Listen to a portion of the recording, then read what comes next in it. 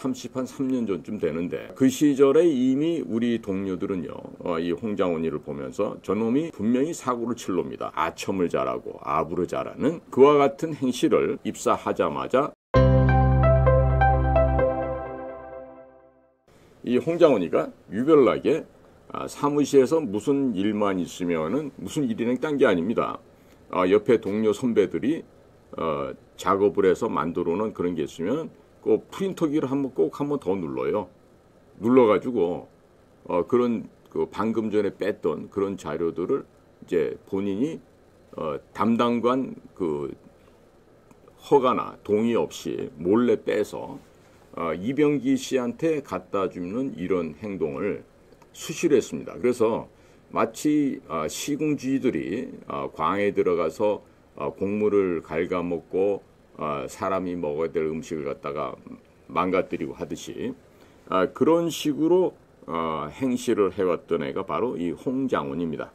근데 정말로 희한한 얘기는 이런 자가 육군사관학교의 대표 화랑이었다는 게 더 기가 막히죠. 더 기가 막힙니다. 자, 그런데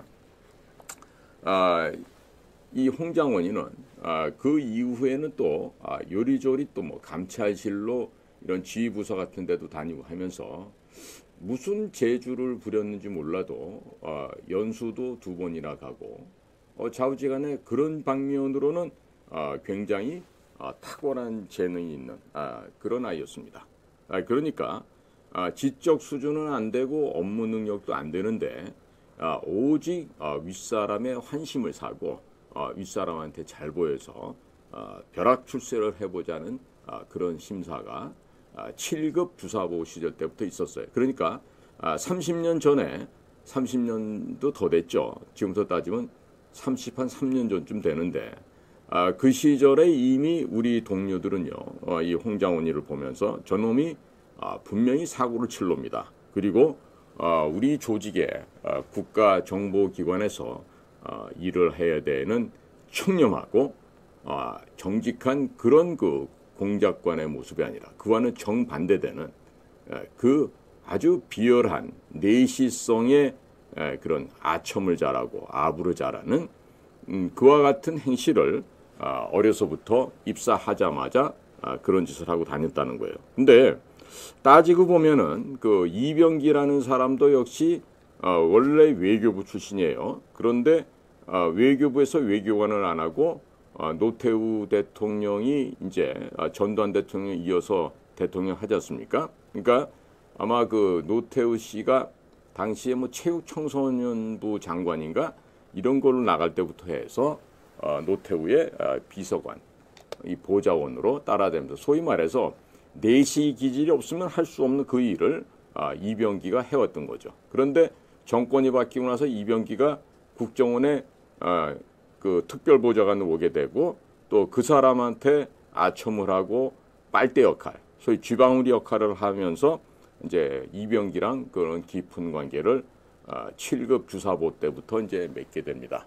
그러니까 훗날 이병기가 박근혜 정권 때 국정원장으로 오게 되니까 제일 먼저 이병기가 찾았던 인물이 바로 홍장원이었고 홍장원은 이병기 국정원장의 비서실장 그리고 연이어서 왔던 이병호 육사 19기죠. 그러니까 홍장원이가 육사 43기니까 또 육사 선배가 되는 이병호가 당시 고령의 나이에도 불구하고 무슨 뭐 기저귀를 차고 다녔다 뭐 이런 얘기도 있는데 그렇게 온 이병호의 밑에서 또 비서실장하고 이후에는 연구공사까지 나갔다가 정권이 문재인으로 바뀌면서 이제 공직 생활을 마감을 했었습니다. 그러고 났다가 윤석열 대통령이 당선이 되고 나니까 이제 무슨 짓을 하냐면 국가안보실에 있는 고등학교 후배 김태효를 찾아가서 또 어떤 현란한 혓바닥을 놀렸는지 또 국정원에 무슨 뭐 대북 공작의 전문가다랍시고 들어오게 됩니다.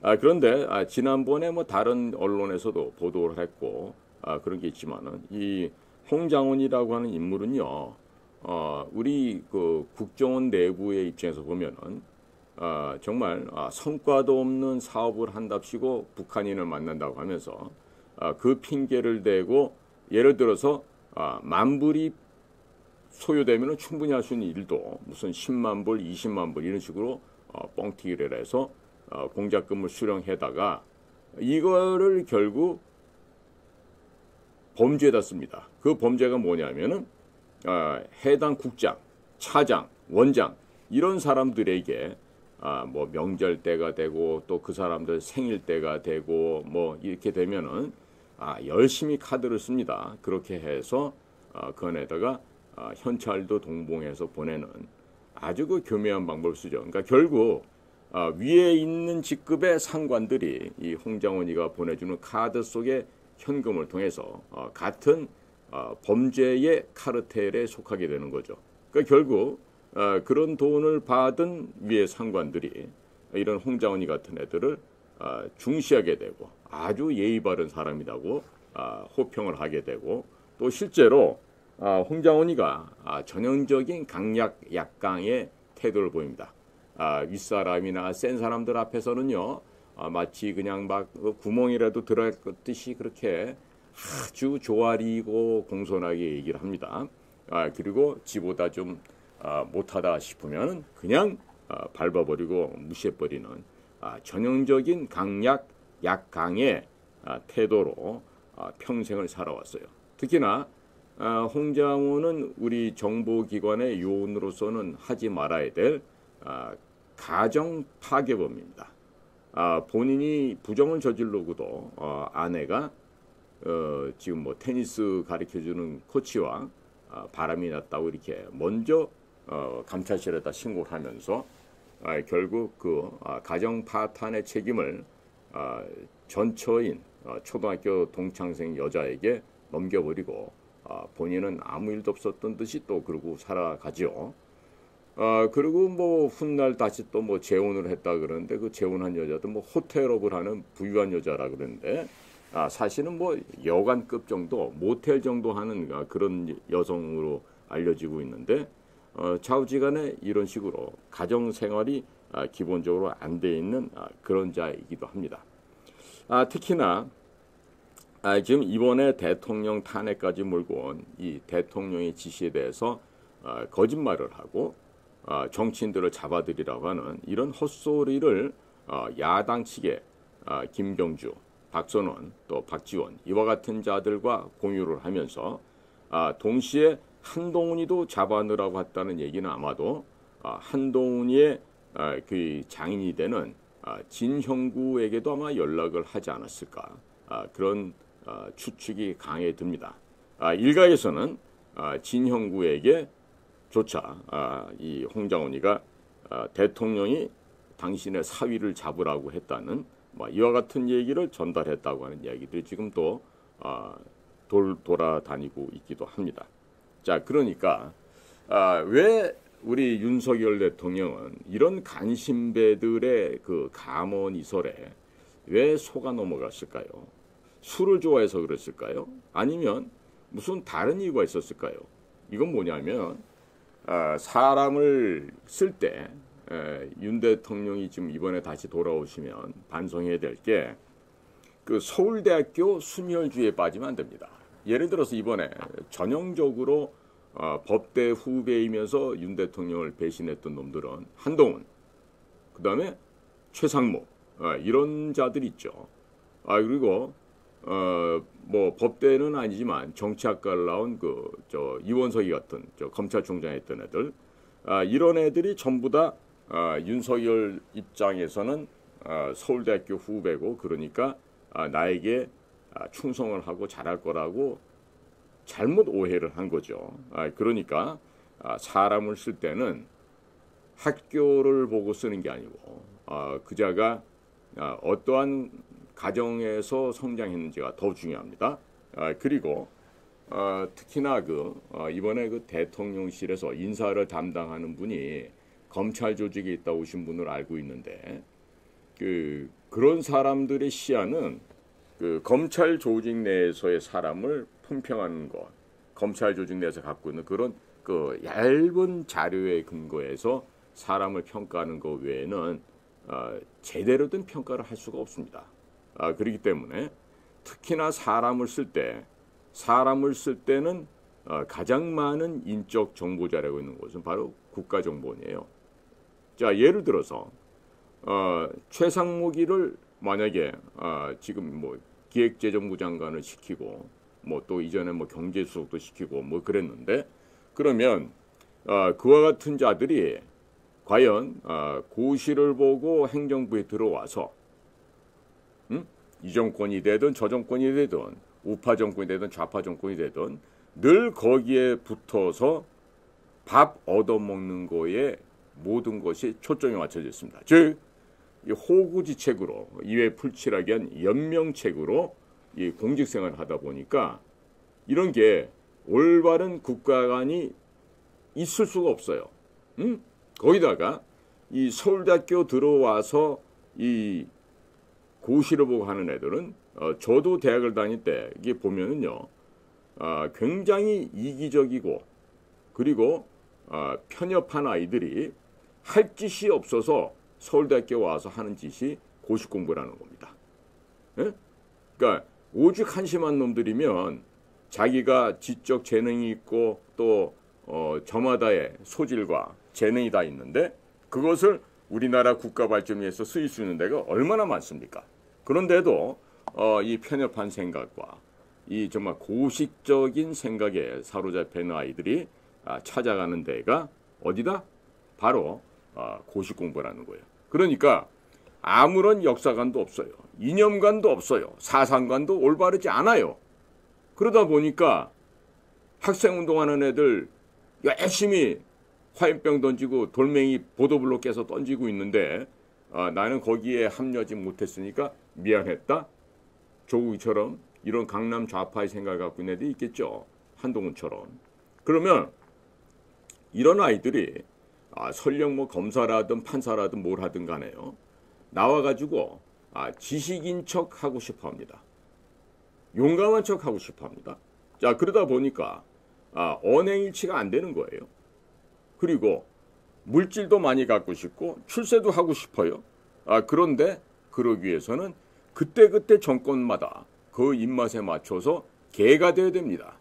한동훈이가 자신의 가장 전성기 화양연가를 불렀던 때가 바로 문재인 정권 시절이라고 회상하고 있듯이 그 고시를 보고 국가기관에 들어간 자들이 국가의 종복으로 국민을 가장 두렵게 생각하고 섬겨야 될 대상으로 생각하고 국가를 위한 봉사를 해야 되는데 얘네들 생각 그게 아닙니다. 바로 직속상관, 장관, 차관, 대통령 앞에 어떻게 잘 보여서 출세를 하고 높은 등급을 받느냐가 이 자들의 목표가 돼버리는 것이죠. 자, 그러다 보니까 이 나라의 공직에 정말로 청백리가 이제는 없어지고 국민을 위한 목민관이 없어지게 되었던 참 이런 슬픈 현실이 오늘날의 그런 현실이 되고 말았던 겁니다. 자, 그러니까 이 홍장원 같은 경우도 사생활이 엉망이고 공작국에서 일을 하면서 공작금을 횡령을 하고 뭐 해외에다가 집을 사면서 뭐 700만 달러 뭐 몇백만 달러 이런 거 샀는데 전부 다 재미교포 아는 사람 이름을 빌어서 샀다고 하고 그 사람이 그걸 갖고 먹고 튀었다 그랬는데 그게 먹고 튄 건지 둘이서 짜고서 횡령한 건지 어떻게 합니까? 근데 이런 거를 국정원에서 정무직이기 때문에 조사를 할 수 없다는 핑계를 대고 조사를 안 해요. 그러니까 이게 진짜 웃기는 현실이 되니까 도둑놈을 갖다가 보고서도 안 잡는 거예요. 강도를 보고서도 외면해버리는 겁니다.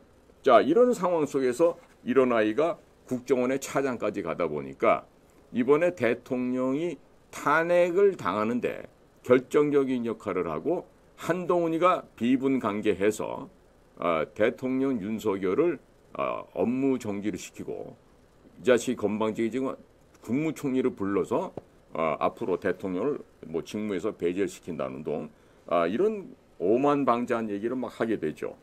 그러니까 거기에 단초로 바로 가장 크게 줬던 자가 지금 이 홍장원입니다. 그런데 지금 뭐 국회에 나와서 이렇게 뭐 증언도 하는 기회도 주고 그러는데요. 지금 국정원장 조태용과 새로 들어간 차장 오호룡은 이자에 대해서 왜 감찰 조사를 안 하는지 알 수가 없다 그래요. 직원들도 국정원 직원들도 내부적으로 이런 간신, 이런 비열하고 더러운 놈에게 왜 조사를 안 하는지 여기에 대해서 직원들도 불만이 많다 그럽니다. 그런데 그런 상황임에도 불구하고 조태용이라는 사람은 아무 일도 안 하고 있어요. 지금 어떤 일도 안 하고 있어요. 이 사람 입장은 뭔가 그냥 시간만 보내다가 큰 과실 없이 국정원장을 마치고 자기는 명예롭게 퇴진하고 싶은 생각, 그리고 좀 더 나간다면 국무총리나 외교부장을 한 번 더 하는 이런 꿈을 갖고 있는 것 같은데, 자, 이런 식으로 외교부 출신 사람들을 국정원장에 앉힌 윤 대통령의 선구안도 퍽 잘못됐다고 할 수가 있는 것입니다. 자, 지금 뭐 보고를 묵살했다는 둥, 뭐 대통령의 지시를 갖다가 확대해서 가서 이야기하는 장소마다 말이 달라지고 있는 것이 지금 이 홍장훈이라는 애예요. 그러니까 우리 요원들은 이미 홍장훈이의 7급 주사보 시절부터 봐왔기 때문에 저 녀석이 틀림없이 나중에 사고를 치겠다라는 생각을 우리는 다 갖고 있었어요. 다 갖고 있었는데 유독 이런 식으로 장난치고 이렇게 물타기하고 올라갔던 이런 내시 출신을 제대로 감별하지 못한 대통령실이 큰 문제가 있었다. 이런 지적을 안 할 수가 없습니다. 자, 그러니까 앞으로 만약에 지금 윤석열 대통령 다시 돌아오시게 된다 그러면요, 내각을 정말로 탄탄하게 잘 짜야 됩니다. 그러니까 제가 이런 걸 알려드릴게요. 자, 정권이 예를 들어 민주당 정권이었다가 뭐 국힘당 정권을 바뀌었다 쳐봐요. 그러면 사람을 쓸 때 그쪽 출신인데 뭐 그 전에 국장을 했느냐, 아니면 뭐 차장 뭐를 했느냐, 차장을 했느냐, 뭐 이런 거를 따져봐요. 그러나 그것은 그 조직을 이끌어 나가는 원천적인 능력과는 전혀 상관없습니다. 자, 예를 들어서 우리 국정원 같은 경우에 자, 야전에 나가서 공작 기본계획서 한번 안 써보고 그냥 보좌관 이런 것만 해서 올라간 아이들이 만약에 잘 보여서 국장이 됐다. 그러니까 정권이 바뀌고 나니까 그래? 국장 출신이야? 그럼 저 사람 차장 시키면 잘하겠네. 잘하긴 개뿔을 잘하겠어요. 일을 안 해봤는데. 현장을 모르는 자가 올라가서 오직 하는 거라고는 평생을 갖다가 윗사람한테 대서 딸랑딸랑 이렇게 해가지고 교원 영색으로 살아온 아이들인데, 그런 아이들을 가지고 일을 잘했다라고 평가를 하면 큰일 나는 거죠. 나라 망합니다, 이번에. 자, 그러니까 이 홍장원이를 교체를 건의했던 사람은 다름 아닌 조태용 현 원장이에요. 그러면 조태용이 왜 그랬는가 봤더니 그 계엄이 떨어지고 나니까 홍장원이가 이재명과 연락을 하셔야 된다, 이런 건의를 했다는 거 아니에요. 그러니까 이거는 국정원장이 야당 대표와 전화를 한다, 이런 민감한 시기에 전화를 한다, 이거는 정치적으로 볼 때도 부적절한 행동이 맞죠. 그러니까 이렇게 홍장원이는 양쪽에다가 줄을 대고 이때는 이쪽은 저쪽, 빨대를 갖다가 여러 군데 꽂아놓고 단물 나오는 것만 곧대 빨아먹고 살았던 인생이기 때문에 이와 같은 자세가 나올 수 있는 겁니다. 그래도 조태용 씨가 천만다행 그런 말에 속아 넘어가진 않아서 다행이지만 조태용도 홍장원이 자기를 갖다가 감시했다는 걸 뒤늦게 알은 것 같아요. 조태용이 국정원장 왔을 때 그 비서실장 있는 이상변이라는 그 개똥 같은 놈이 하나 있는데, 걔를 승진시켜서 비서실장 시켜주면서 홍장원이가 지시를 한 거예요. 조태용의 일거수일투족을 감시하고 나한테 보고해라. 그러니까 조태용은 완전히 바지사장처럼 있었던 거죠.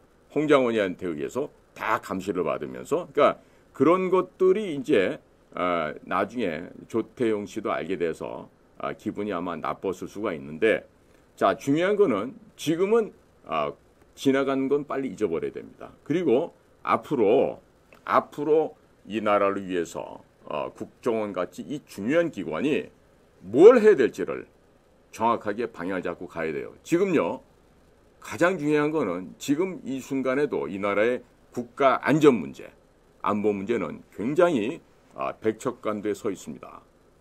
지금 중국으로부터의 위협, 또 북쪽으로부터의 위협, 주변국으로부터 는 여러 가지 복잡한 정세 속에서 국가정보원이란 조직이 해야 될 일은 무지하게 많습니다.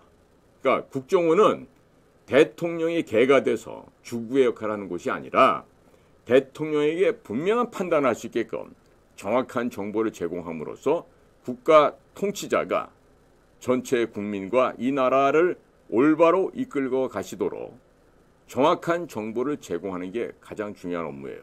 그런데 해야 될 기본 업무를 안 했고 못했고 대통령도 국정원 보고를 안 받겠다고 하신 시작점부터가 이번 윤석열 정부의 난맥을 자초한 부분도 있다. 이렇게 평가를 할 수가 있겠습니다. 자, 그러니까 지금 이제 언론에서 이런 홍장원이가 말을 바꾸고 때와 장소 시간에 따라서 말이 바뀝니다. 그러니까 이런 아이들은 딴 게 없어요.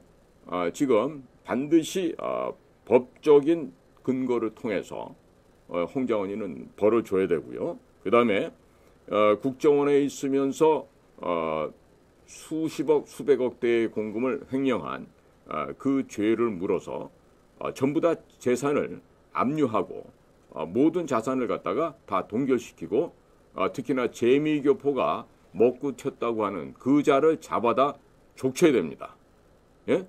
그래서 700만 불이면 요즘 돈으로 얼마예요? 거의 100억 되지 않습니까? 그러면 그거 말고도 또 다른 집이 또 한 채 있었다 그러는데 당시 보면 홍장원이 말고도 보조공작관 또 재정 출납을 담당하는 사람 해서 2명인가가 3명인가 더 있었어요. 그러면 그 사람들 이름으로도 그 부동산을 살 수도 있었을 텐데 이거를 변명이라고 늘어났는지 지난번에 보니까 CBS의 어떤 기자가 나와서 홍장원이 변론을 갖다 막 하더라고요. 그러니까 결국 그 얘기는 뭐냐? 누가 그런 상세한 얘기를 해줬을까요? 국정원 요원들이 그런 얘기 해줬을까요? 아니겠죠. 홍장원이 직접 자기의 변명을 하기 위해서 기독교 방송 기자의 입을 통해서 그런 짓을 했겠죠.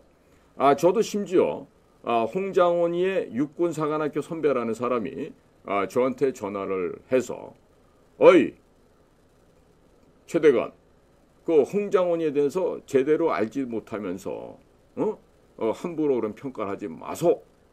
당신 그러다가 큰일 나. 이러면서 얘기를 하면서 내가 지금 홍장원이 전화를 받은 게 아니라 홍장원이의 다른 동료들이 걱정이 돼서 연락이 왔다면서 저한테 연락이 왔어요. 기가 막힌 전화를 받았습니다. 근데 그분이 이번에 홍장원이의 모습을 보면서 깨우쳤는지 그런 짐승만도 못한 놈인지 내가 미처 몰랐어. 이러면서 홍장원이의 폄훼하는 얘기를 하는 걸 내가 또 다시 전화 받고 듣게 됐는데 어찌됐든 간에 이처럼 홍장원은 그렇게 해서 입신양명을 했고 결국 이전에 육군사관학교 출신의 원장들 예를 들면 이병호, 이종찬, 뭐 천용택 아니면 뭐 권영애 뭐 이런 분들에게 융숭한 접대를 하고 하면서 선배님들 뒤를 이어서 제가 국정을 이끌고 가겠다고까지 선배들의 눈과 귀를 속인 것으로 되어 있습니다. 자, 그러니까 이와 같이 이 내란죄를 발생시킨 홍장원의 배신과 또 윤석열 탄핵을 관련해서는요 반드시 이번에 홍장원이 거짓말을 하고 내란죄를 불러일으킨 데 대해서 엄중하게 법적인 잣대를 통해서 엄하게 벌을 내려야 됩니다. 아마 제대로 벌을 내리게 되면 그 공작금 횡령이라든지 이런 못된 행실까지 다 더하게 되면 아마 홍장원이는 평생 감옥에서 썩어야 될지도 몰라요. 그래서 이와 같은 그 홍장원의 부적절한 행동과 그의 신뢰할 수 없는 언행들 이런 것들 그 다음에 민주당에서 지금 말도 안 되는 법적 공세를 하고 있지만 그것이 토대도 없는 정말 황당무계한 그런 얘기라는 거 그래서 이 내란죄가 성립될 수도 없는데도 불구하고 대통령에게 내란죄를 씌운 것은 홍장원의 허위 진술과 이런 그 명예훼손에 해당하는 이 거짓말 때문에 이렇게 됐다는 겁니다. 그 얘는 지금 본인의 아버지가 무슨 해군에서는 장군을 제독이라 그러죠. 제독 출신이라고 하는데 도대체 집에서 어떤 가정교육을 받은지 알 수가 없어요, 이런 애들은. 그래서 앞으로 우리나라에 이번에 그 국정원에서 발생한 이런 거 정말 인간 이하의 인면수심의 그 짐승의 사례를 보면서 앞으로 공직에는 그야말로 청렴하고 정직한 국민을 위해서 일할 수 있는 그런 사람들을 앉혀야 됩니다. 자, 그러니까 이전 정권에서 뭐 했다 해서 그 사람이 절대로 그 능력 있는 게 아니라 아첨을 잘하고 교원 영색과 호구지책을 중시하는 태도를 취함으로써 그 자리까지 갔다는 것을 잊어서는 안 될 것입니다. 따라서 홍장원에 대해서는 반드시 법적 조치를 취해야 됩니다. 그리고 공무집행 방해 및 직권남용에 대해서도 철저하게 조사를 해서 반드시 벌을 내려야 된다고 봅니다. 그리고 이자의 망언, 허언, 거짓말로 인해서 이 대통령에 대해서 뭐 내란이다, 탄핵까지 이어지게 됐는데 이미 내란죄의 신뢰성이 무너져 내렸습니다. 그러니까 탄핵 절차를 재검토하거나 중단을 해야 되겠죠. 그러나 헌법재판소의 문영배라든지 저 정말 우리법 연구회 출신이라고 하는 법관보다는 주식 투자에 더 열을 올리고 있는 그런 여자도 하나 있죠. 이시성을 가진 애인데 걔 동생은 또 윤석열의 탄핵을 위한 또 그 모임에 또 중요한 역할을 하고 있다 그럽니다. 자, 이런 식으로 지금 사회가 기울어지고 있으니까 그렇게 좀 우리들 모두가 각성을 좀 해야 될 것 같습니다.